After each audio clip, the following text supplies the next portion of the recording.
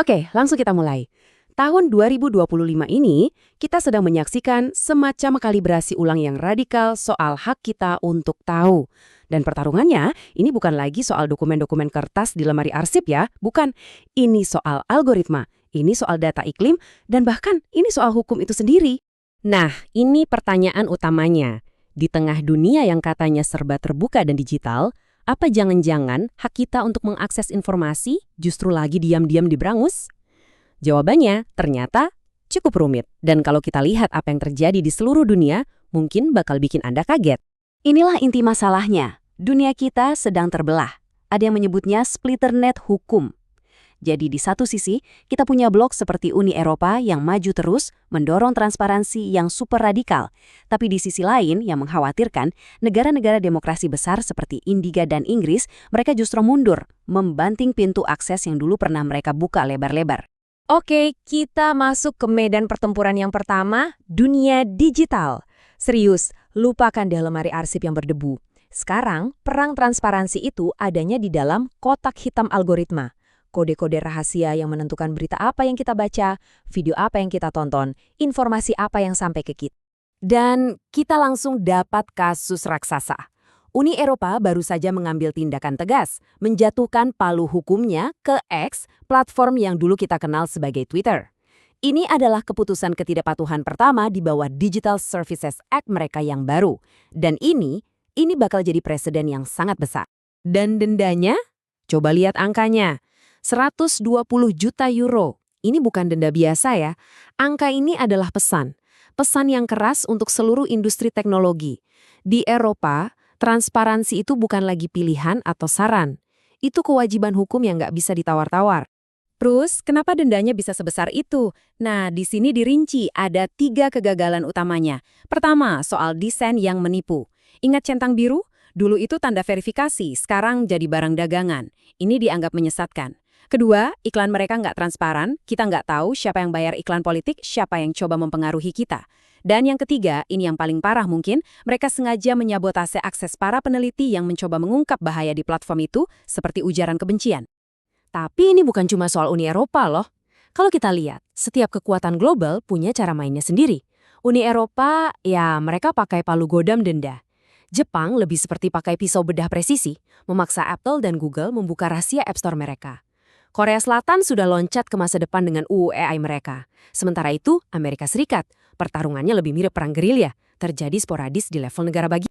Sekarang, kita pindah ke medan pertempuran kedua, perang data iklim. Di sini kita ngomongin data soal hutan, soal emisi karbon. Dulu ini mungkin cuma angka buat para ilmuwan kan? Nah, sekarang data ini sudah jadi semacam emas digital, komoditas yang sangat berharga dan jadi rebutan. Dan ini bukan lagi soal abstrak. Coba dengarkan kutipan ini. Ini suara dari seorang anggota masyarakat adat di Amazon. Ini realita mereka. Ketika data penting tentang tanah leluhur mereka disembunyikan, yang hilang itu bukan cuma angka di atas kertas, tapi masa depan dan sumber kehidupan mereka yang dipertaruhkan. Contoh paling jelasnya datang dari para Brazil. Ironisnya, ini lokasi KTT iklim COP30 nanti. Ada kesepakatan kredit karbon senilai 180 juta dolar yang sekarang digugat di pengadilan. Kenapa? Karena jaksa bilang data-data krusial soal wilayah dan isi kontraknya dirahasiakan dari masyarakat adat yang tinggal di sana. Inilah wajah baru eksploitasi, kolonialisme data hijau, di mana agenda lingkungan global justru malah menggilas hak-hak lokal. Sementara itu, di Amerika Serikat, kita lihat putar balik yang luar biasa dramatis. Coba lihat lini masa ini. Maret 2024, regulator pasar modal AS, SEC, merilis aturan transparansi iklim. Keren kan? Tapi setahun kemudian, setelah digempur gugatan hukum, mereka menyerah. Aturan itu dibekukan. Investor pun dibiarkan dalam gelap, nggak tahu apa-apa soal resiko iklim perusahaan tempat mereka menaruh uang.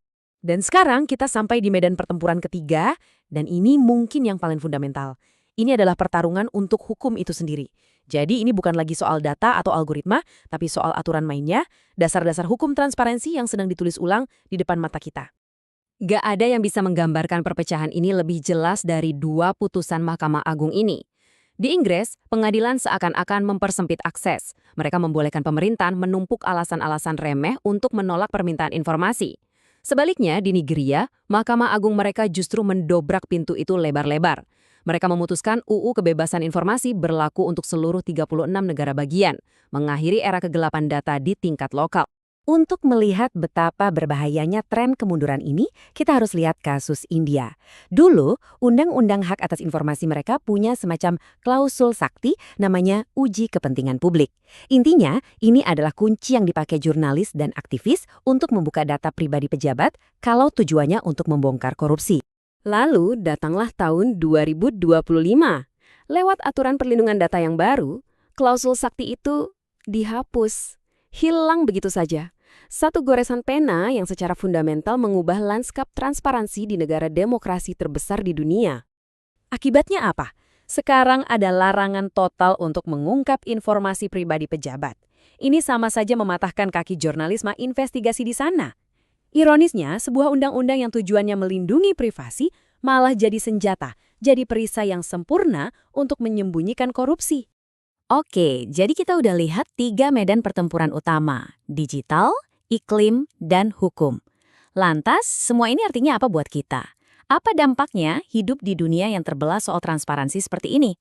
Ini dia, 4 poin penting yang perlu kita ingat. Pertama, transparansi bukan sesuatu yang diberikan, tapi harus terus diperjuangkan. Kedua, arenanya sekarang sudah pindah ke dunia data dan algoritma. Ketiga, kita harus hati-hati ketika privasi dijadikan alasan untuk menutupi sesuatu.